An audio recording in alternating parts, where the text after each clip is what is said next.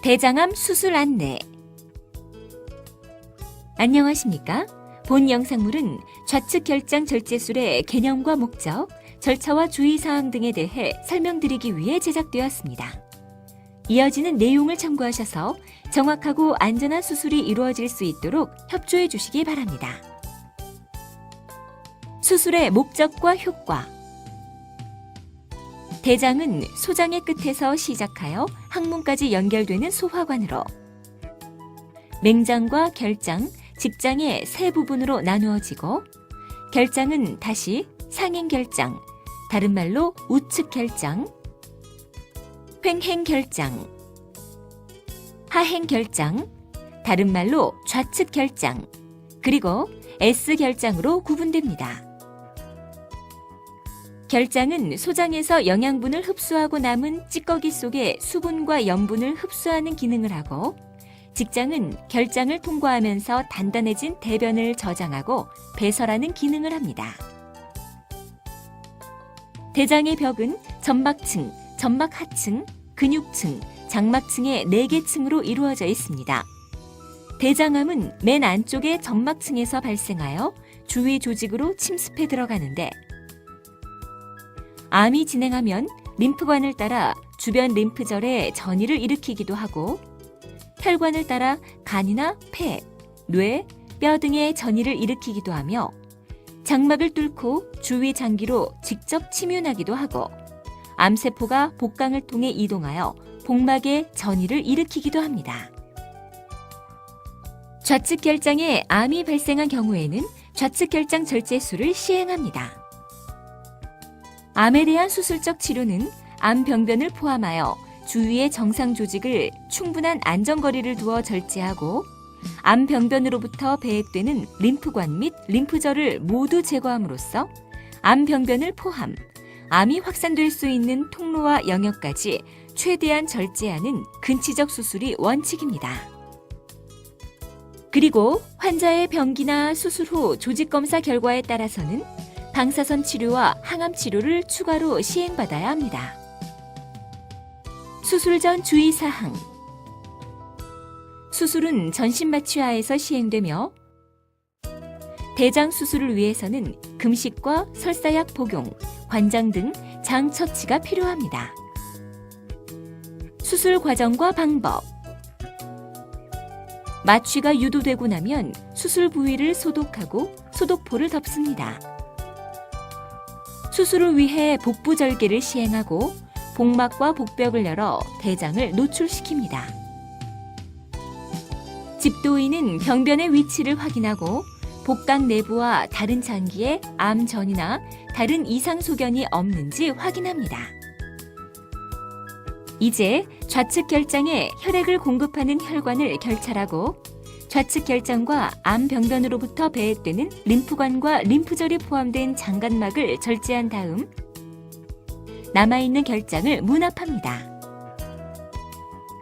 간이나 소장 등 다른 장기에 암이 전이된 경우에는 해당 부위를 함께 절제할 수 있으며, 필요하다고 판단될 경우에는 절제 범위를 확대하거나 축소하여 수술하는 경우도 있습니다.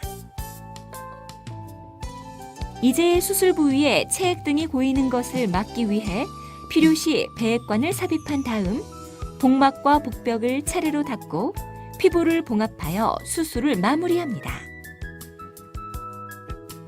한편 절제된 조직은 병리과로 의뢰되어 현미경으로 관찰하며 검사 결과는 1주 정도 후에 확인할 수 있습니다. 그리고 그 결과에 따라 암의 병기가 최종적으로 결정됩니다. 수술 후 주의사항. 수술 후에는 폐합병증을 줄이기 위해 심호흡 등 호흡 운동을 열심히 하십시오. 수술 후 장 운동이 돌아오면서 가스가 배출되는데, 식사 시작 시기는 수술 부위나 수술 방법, 그리고 환자의 상태에 따라 달라지므로 의료진의 안내에 따라 주십시오. 수술 후 걷기 운동을 열심히 시행하시면 장 운동도 빨리 회복되고 장 유착으로 인한 합병증을 줄일 수 있습니다. 수술 후 콧줄이나 소변줄, 배액관 등을 삽입한 경우에는 도관들이 꼬이거나 빠지지 않도록 주의해 주십시오. 수술 부위의 실밥은 수술 7일 이후부터 제거합니다. 수술의 합병증과 부작용. 폐합병증.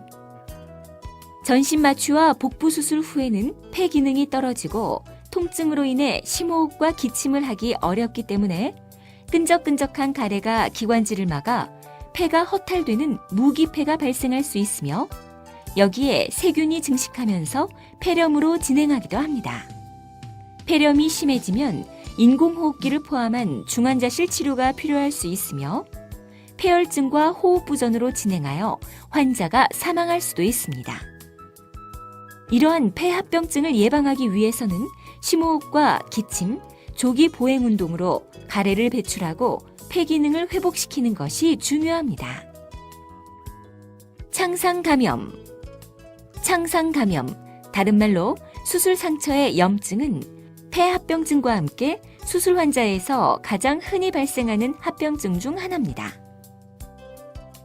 소화관 내부에는 정상적으로 세균이 존재하기 때문에 소화관을 자르고 있는 수술을 받은 환자의 2.5에서 5% 정도에서 창상 감염이 발생할 수 있습니다.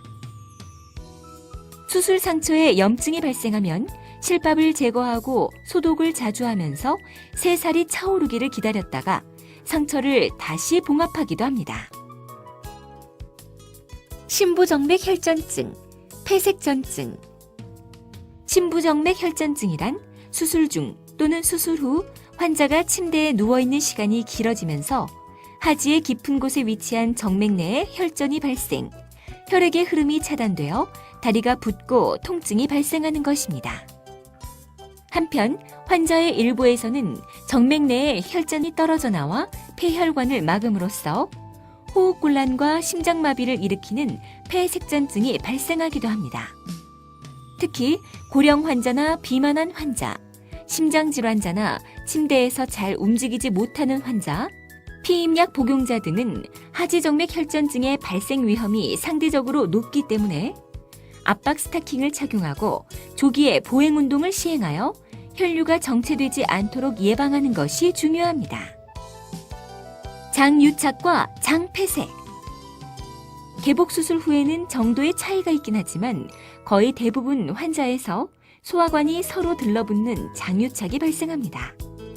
대부분 환자에서 장유착은 특별한 문제를 일으키지 않습니다. 그러나 일부 환자에서는 수술 직후 또는 심지어 수십 년이 지난 다음 유착된 부위로 인해 장이 꼬이면서 막히는 장폐색이 발생할 수 있습니다. 장폐색의 상당수는 금식과 콧줄 삽입 등을 통해 호전되기도 하지만 일부 환자에서는 수술로 유착된 부위를 풀어주거나 장을 절제하는 경우도 있습니다. 이러한 장유착을 예방하기 위해서는 수술 이후 걷기 운동을 열심히 하여 장이 정상적으로 자리를 잘 잡도록 해주는 것이 중요합니다. 출혈. 수술 방법과 기구의 발달로 인해 과거에 비해 수술로 인한 출혈량이 크게 줄어들기는 하였으나 환자에 따라서는 수술 전후로 수혈이 필요할 수 있으며 이 경우 매우 드물긴 하지만 간염이나 에이즈 등 감염성 질환이 전파되거나 수혈 부작용이 발생할 수 있습니다. 수술 후 발생하는 소량의 출혈은 시간이 지나면서 저절로 멈춥니다. 그러나 출혈이 지속되거나 그 양이 많은 경우에는 혈관 속으로 도관을 삽입하여 출혈 혈관을 막는 시술을 하거나 재수술이 필요할 수도 있습니다. 복강내 농양, 문압부 누출.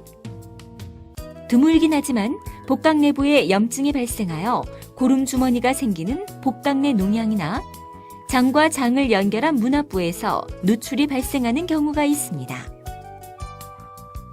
복강내 농양이나 문압부 누출은 항생제 투여와 함께 필요시 배액관을 삽입하여 치료하는데 상황에 따라서는 금식이나 입원 치료 기간이 길어지기도 하고 재수술을 필요로 할 수도 있습니다.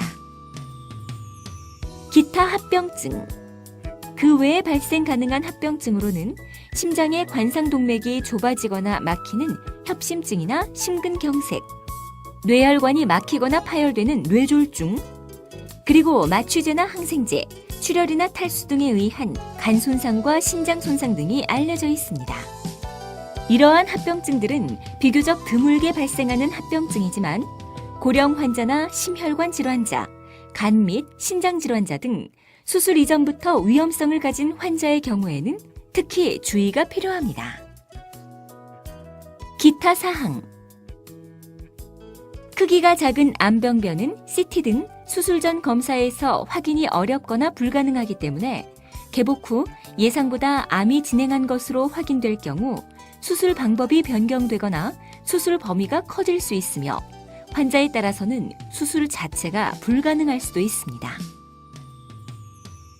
암으로 인해 장폐쇄나 출혈, 장천공 등 합병증이 있거나 의심되는 경우에는 비록 암을 모두 제거하지 못하더라도 해당 부위를 절제하거나 장을 서로 연결하여 새끼를 만들거나 인공항문을 만들어줌으로써 환자의 삶의 질을 개선해주는 고식적 수술을 시행하기도 합니다. 하지만 더 이상의 수술이 환자의 생존기간 연장이나 삶의 질 향상에 도움이 되지 못한다고 판단되는 경우에는 더 이상 수술을 진행하지 않을 수도 있습니다. 수술을 시행하지 않을 경우 및 다른 치료 방법. 아주 초기의 대장암에 대해서는 내시경을 이용한 절제술 등을 시도할 수 있지만 대부분의 대장암은 수술적 치료가 가장 기본이 되며 병기에 따라 항암 화학요법이나 방사선 치료 등이 추가로 시행될 수 있습니다. 지금까지 대장암 수술의 절차와 주의사항에 대해 말씀드렸습니다. 감사합니다.